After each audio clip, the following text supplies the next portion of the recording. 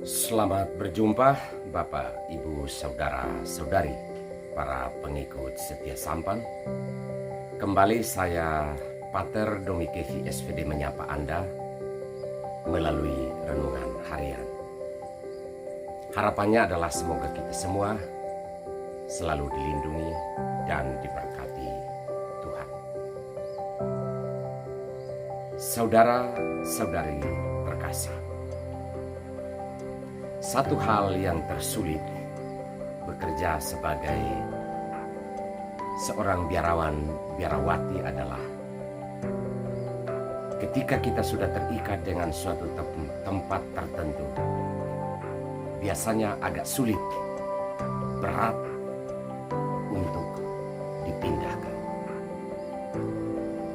Ada berbagai macam alasan, sudah terlanjur jatuh cinta, atau juga terikat pekerjaan, atau juga berbagai macam alasan yang mungkin tidak bisa kita jangkau dan tidak bisa kita tafsir. Namun hal yang nyata bahwa kadang sulit ketika kita harus diminta untuk berpindah tempat lagi.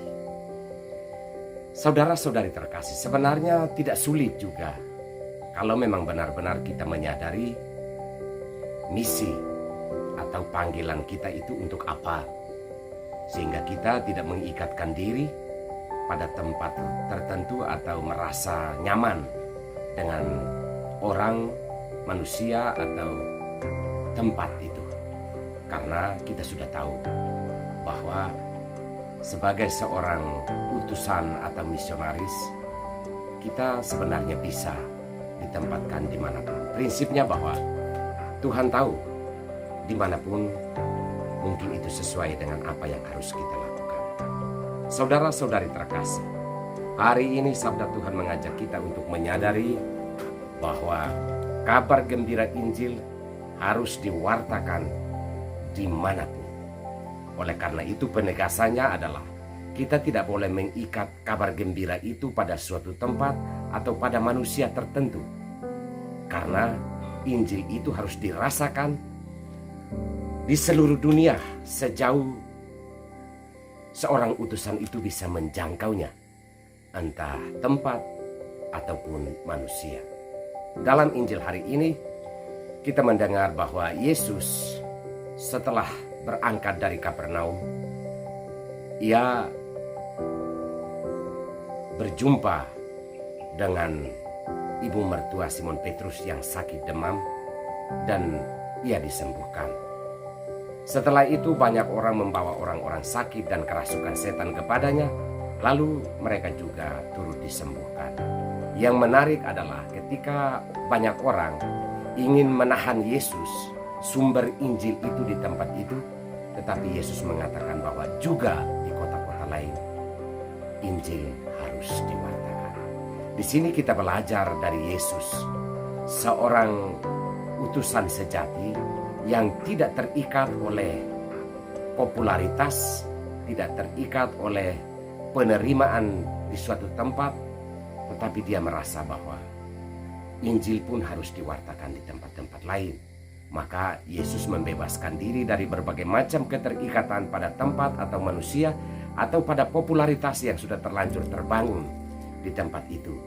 Yesus menyadari bahwa dirinya adalah sabda Allah yang harus menjangkau semua manusia, atau Injil yang harus menjangkau semua manusia. Maka secara pribadi Yesus tidak mengikat Injil itu atau tidak memasung Injil itu untuk tempat tertentu atau dalam kedekatan tertentu dengan manusia.